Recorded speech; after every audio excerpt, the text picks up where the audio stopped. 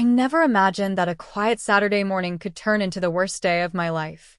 I was cleaning old photo albums, the sunlight streaming across the kitchen table, when I stumbled on a photo that made my hands freeze. My husband smiling, holding hands with my sister, dressed in white. The date on the corner said 5 years ago. My chest tightened. My stomach lurched. My sister. My husband. Married in secret. I set the photo down and stared at the ceiling, trying to make sense of it. I could hear the faint hum of the refrigerator, the ticking clock on the wall, and even the burnt toast smell lingering from breakfast. It all felt surreal. The house was quiet, but inside, my mind was screaming. How could they? How could the two people I trusted most carry on this secret life behind my back? Our life had always seemed ordinary, comforting even. I worked part-time. Michael ran his small construction business, and our children, Emma and Liam, were at school. Sundays were sacred. Family dinners, roasted chicken in the oven, the laughter of our children echoing through the house. And Clara, my sister, was a part of that rhythm.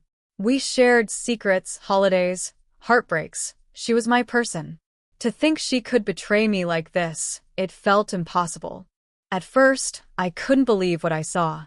I went through the album slowly, trying to convince myself it was some fluke, a misdated photo, a look-alike maybe.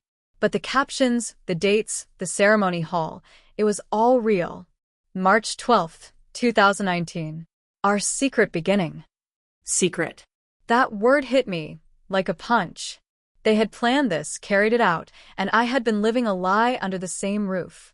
My mind flashed back to subtle signs I had ignored. The extra phone calls, the unexplained absences, Michael's distracted demeanor during family gatherings. I had chalked it up to work stress or preoccupations, never imagining it could be this. Clara's sudden visits, her insistence on being just a friend in his life, it all took on a new, horrifying meaning. I felt the tears come unbidden, and I sank into the chair, trying to steady my breathing. The betrayal was physical, like a weight pressing down on my chest. I thought about confronting them, but fear and anger tangled inside me. Could I even face them without breaking? And what would happen to the children if this exploded? Still, I knew I couldn't ignore it. I had to confront the truth. I called Clara first. Her voice, once warm and familiar, sounded nervous. I asked her directly, the wedding, the photos. She tried to laugh it off at first, but the guilt seeped through her words. They had done it, they had kept it hidden, and for a moment, she begged me to understand. To forgive. Then I faced Michael. The confrontation was painful, a slow, raw unraveling of lies. Why?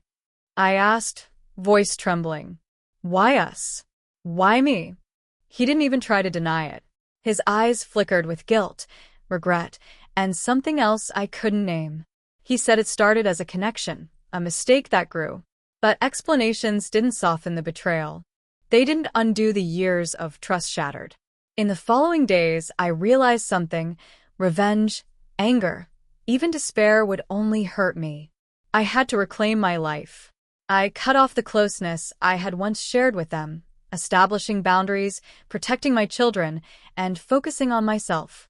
The neighborhood knew enough to give space. Friends offered quiet support, and slowly, I began to breathe again. It wasn't easy. Every corner of the house reminded me of them. Every photograph, every shared memory, felt tainted. But I learned to forgive, not them necessarily, but myself. I allowed myself to heal, to find peace without their permission. I strengthened my bond with Emma and Liam, leaned on friends who truly cared, and rebuilt a sense of safety and normalcy. Now, looking back, I understand that betrayal can strike from the people closest to you, but it doesn't define who you are. It can teach you resilience, the importance of trust, and the strength it takes to protect your heart while moving forward. I won't lie, there are moments when I still ache, but I also feel empowered.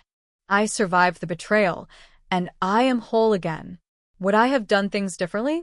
Maybe. Maybe I would have noticed the signs sooner, confronted them earlier, spoken my truth without fear. But in the end, I chose dignity over destruction, peace over chaos. And for me, that made all the difference.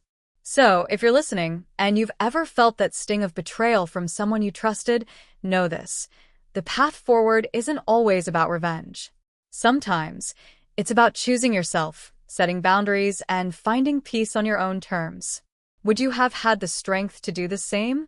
Tell me in the comments. I want to hear your story.